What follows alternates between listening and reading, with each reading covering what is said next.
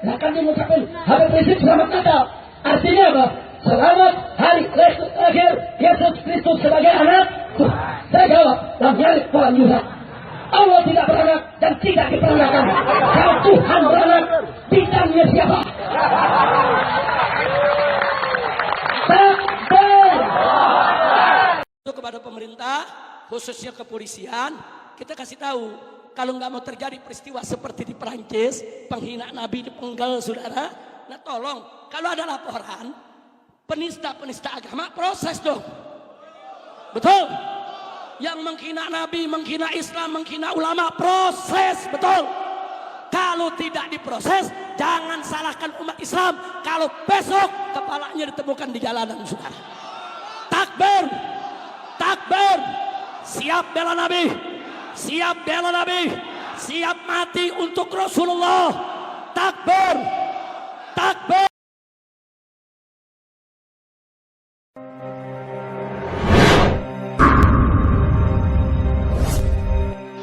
Baik, Naiwafilan Makmullah. Fakta peninggalan sejarah bahwa ternyata Zulkarnain ini orang yang sangat cerdas luar biasa. Inna makannahu fil ard, makanna lahu fil ardi. Kami kuatkan dia di muka bumi.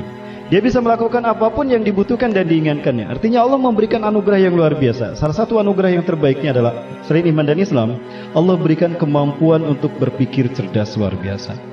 Ya, ternyata dialah yang menjadi arsitek Mesir selama dia hidup. Indahnya Mesir pada zaman Nabi Musa itu karena arsitektur dia yang dia bangun. Dialah arsiteknya. Piramida Giza yang kita lihat ini selama ini sebagai peninggalan sejarah Mesir yang sudah berusia 3000 tahun lebih, itu ternyata adalah buah karya dia. Begitu pula dengan The Great Wall yang ada di Cina yang diyakini sebagai benteng yang menghalangi Ya'juj dan Ma'juj. Itu dia sendiri yang bangun. Usianya hampir sama. Ya, nilai konstruksi yang dilihat, yang diteliti, ternyata kandungannya sama dan teknik pembangunannya pun sama. Dia tidak menggunakan semen. Dia dalam Al-Quran, surat Al-Kahfi, dia berkata, Atuni zubarul hadid, datangkan kepadaku cairan logam. Semen yang basah diganti dengan logam yang dicairkan. Dicampur dengan pasir dan tanah. Makanya sampai sekarang dia tidak hancur. Oh, ternyata arsiteknya sama antara piramida Mesir dengan tembok Cina. Maka diyakini yang membangun tembok Cina ini adalah Zulkarnain. Begitu pula dengan keindahan negeri Mesir pada saat itu. Namun ketika dia sudah menjadi Raja Mesir dan dirubah menjadi tauhid, dia mendapatkan perlawanan ketat dari para petinggi Dewa Matahari, Dewara. Ya, di sana juga ada Horus, sosok yang mengaku sebagai raja yang kemudian kehilangan satu matanya ketika melawan Zulkarnain. Di saat itulah Horus kehilangan sebelah matanya. Namun dikatakan dalam sejarah dia menang, padahal dia tidak menang. Ya, Zulkarnain pergi meninggalkan Mesir saat itu, mengembara dari barat dunia ke timur dunia. Ya. Syekh Hamdi bin Hamzah Abu Zaid mengatakan, demi menyelamatkan imannya, maka Zulkarnain menjelajah membuka bumi mulai dari negeri matahari terbenam hingga negeri matahari terbit. Dan negeri matahari terbenam yang dimaksudkan ternyata adalah Maldives. Itu adalah rute sutra, rute perdagangan utama dunia. Menjadi keyakinan bagi saya, ternyata Islam sudah sampai ke Indonesia sejak zaman Nabi Musa. Rute ini kalau kita lihat dia melalui Indonesia kan? Fir'aun itu jasadnya kan dimumikan, diabadikan. Itu menggunakan beberapa zat. Salah satu zat paling utama untuk memumikan Fir'aun adalah kamper. Kenapa disebut kapur barus? Karena kapur ini berasal dari satu tempat bernama Barus, dan itu ada di Sumatera, Tapanuli. Berarti Tapanuli sudah terkenal, Barus ini sudah terkenal sejak zaman Fir'aun. Maka jika ini rute yang dipilih oleh Zulkarnain dalam menyebarkan Islam, berarti Islam sudah menyentuh Indonesia sejak zaman Zulkarnain. Itulah alasannya kenapa di Indonesia sekarang mayoritas umat Islam. Kalau memang ada Hindu dan Majapahit sebelumnya, kenapa bukan Hindu dan Buddha yang mayoritas di Indonesia? Ternyata nama-nama pulau di Indonesia, ini punten kalau saya salah tolong luruskan, itu berbau Islam, berbau Arab. Sumatera itu diambil dari kata Asyamatirah, Syamatir, Sumatera, itu artinya mahkota. Pulau Jawa itu diambil dari bahasa Arab, itu Al-Jawu, tempat yang tinggi dan panjang, dataran tinggi dan dingin. dataran tinggi dan dingin. Al-Jawu. Karena panjang, para ulama zaman dulu membagi tiga. Ada Jabil Gharbiyah, Jawa Barat, Jabil Wusta, Jawa Tengah, dan Al-Jajah, Jabil Syarqiyah, Jawa Timur. Kalimantan, tanah yang berawak basah. Borneo, jadi Borneo. Makassar, tempat yang terpecah-pecah. Makassar, itu bahasa Arab. Tempat yang terpecah, Makassar. Dari kata kassara yukassiru Makassar, jadi Makassar. Maluku dulu namanya Jaziratul Muluk. Karena di Maluku itu raja-raja Arab mereka tinggal di situ karena indahnya pulau di Maluku ini, indahnya lingkungan di Maluku itu. Raja-raja Arab mereka tinggal di sana, maka diberi nama Jaziratul Muluk. Datang Portugis diganti jadi Maluku. Papua Nugini dulu namanya Biladun Nurul Islami. Silakan buka dalam buku sejarahnya Pak Ahmad Mansur Suranegara. Saya pernah ngobrolkan ini, ternyata dulu Islam punya yang menguasai Indonesia, dan Islam telah menyentuh Indonesia. Tauhid sudah menyentuh Indonesia.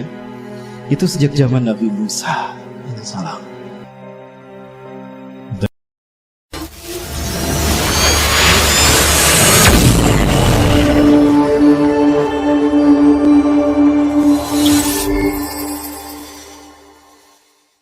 Assalamualaikum warahmatullahi wabarakatuh. Kembali lagi di channel Pena Pencari Hikmah. Kali ini kita akan bahas Wong Fei Hung. Ternyata Wong Fei Hung adalah pendekar Muslim Cina. Mari kita sukai video ini, komen, dan berlangganan channel ini agar bermanfaat bagi semua. Pasti akan banyak orang kaget melihat video ini. Bukti menunjukkan bahwa sang legenda kungfu Cina yang kita kenal ternyata adalah seorang Muslim.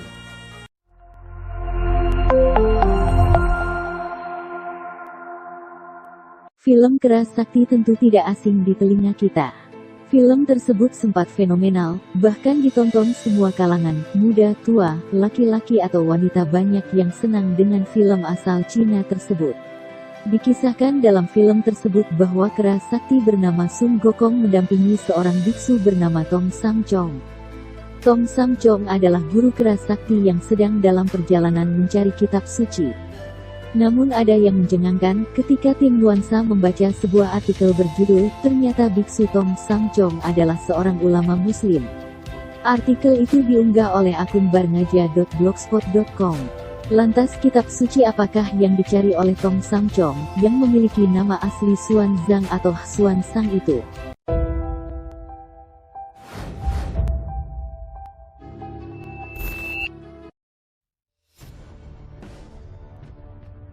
Assalamualaikum warahmatullahi wabarakatuh. Ensiklopedia Al-Fatih kembali ke hadapan Anda untuk berbagi info Islami. Semoga menginspirasi aktivitas Anda hari ini. Dan jangan lupa klik tombol subscribe dan aktifkan notifikasi tombol lonceng agar tidak tertinggal berita terbaru dari Ensiklopedia Al-Fatih.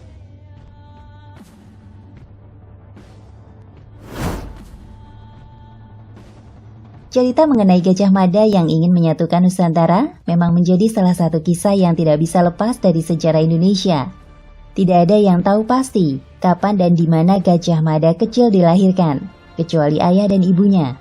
Lantaran tidak ada sumber-sumber tertulis yang menyebutnya dengan jelas, tegas, dan pasti. Beberapa babat mengungkap kelahiran Gajah Mada dengan ulasan yang jauh di atas logika. Namun ada seorang Muhammad Yamin, tokoh pergerakan yang berkiprah besar dalam kemerdekaan, berani menyebut asal-usul Gajah Mada. Pendapat Yamin ini diungkap kembali oleh Agus Aris Munandar, doktor dan pakar arkeologi dari Universitas Indonesia. Intinya, kedua tokoh ini menyebut Gajah Mada lahir di sekitaran hulu Sungai Brantas, di kaki Gunung Kawi dan Gunung Arjuna. Pandaan atau Pandakan sekarang termasuk wilayah Kabupaten Pasuruan, Jawa Timur. Pernah dicatat sebagai tempat istimewa oleh para raton saat lulu lantaknya Singosari dan tumbuhnya Majapahit. Namun beberapa waktu yang lalu, para arkeolog dan ahli sejarah digegerkan dengan berita baru yang beredar di masyarakat. Pasalnya, sebuah postingan mengatakan bahwa Gajah Mada bukanlah orang Hindu, melainkan seorang Muslim. Besar di agama Kristen itu Bapak Ibu, itu Paulus. Pauluslah yang mengarang semua ajaran Nabi Isa atau Yesus. Paulus ini dia bukan pengikut, dia bukan sahabat. Ya.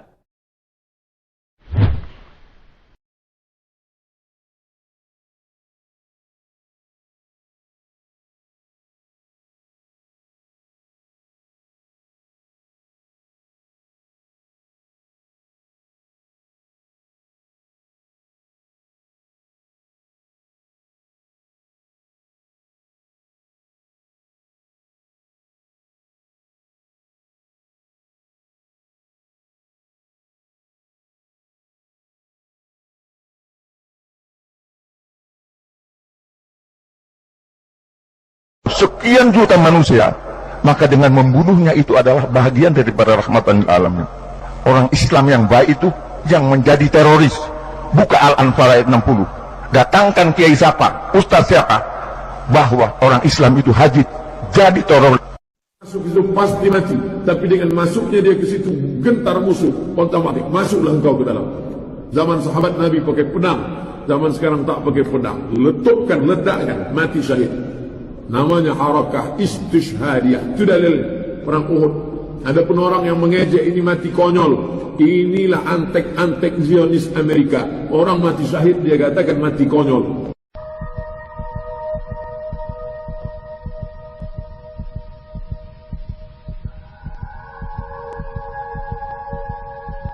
Islam, maka kami nyatakan, kami ajak umat Islam, ayo mari untuk kita perangi Ahmadiyah, bunuh Ahmadiyah dimanapun mereka berada. Allahu Akbar. Bunuh. Gak apa-apa bunuh. Dari mana belanya? Ini namanya bela paksa. Lu merusak akidah gua. Udah bukan halal lagi, udah halal. Udah halal. Bukan main. Ahmadiyah halal darahnya untuk ditumpahkan. Nanti dibilang melanggar HAM, persetan kitab HAM, tai kucing kitab HAM. Kira-kira kita ingatkan. Jadi kalau Ahmadiyah nggak mau kembali kepada Islam, kita perangi atau tidak? Perangi Ahmadiyah, bunuh Ahmadiyah, bersihkan Ahmadiyah dari Indonesia. Allahu Akbar. Ya nggak apa-apa, kita bertanggung jawab, saudara. Saya pribadi maupun FPI maupun umat Islam yang lain, para alim ulama bertanggung jawab. Kalau ada yang bunuh Ahmadiyah, bilang disuruh sama kami, saudara. Bilang disuruh oleh Ustaz Sobri Lubis, disuruh oleh Habib Rizik Syihab. Siap mati. Ya besok gua habisin. Pauta penjahitan. Gua habisin, gua coba. Gua langsung. Gua habisin besok. Pasti penjahitan. Pala lo, orang nomor 1. Paling gua habisin. Gua nih saksinya. Siap. Jadi saksi. Besok mau belakang lah. Untuk besok lah. Untuk besok siap. Gua pasti. Gua sering nyembeli. Apa? Gua nyembeli kambing. Masukin, Bang. Masukin. Tolong masukin. Ke RCTI kemana masukin? Allahu Akbar. Pasti penjahitan. Pala lo, orang nomor 1. Paling gua habisin. Gua nih saksinya. Pasti penjahitan. Pala lo, orang nomor 1. Paling gua habisin. Gua nih saksinya. Pasti penjahitan. Pala lo, orang nomor 1. Paling gua habisin. Gua nih saksinya. Jemaah terus sini. Mau berantem sama gua, ayo. Jangan undang sini. Mon, di daerah Amerika undang kemari. Jemaat lo undang. Sini, bawa. Jemaat terus sini. Mau berantem sama gua, ayo. Jemaat terus sini. Mau berantem sama gua, ayo.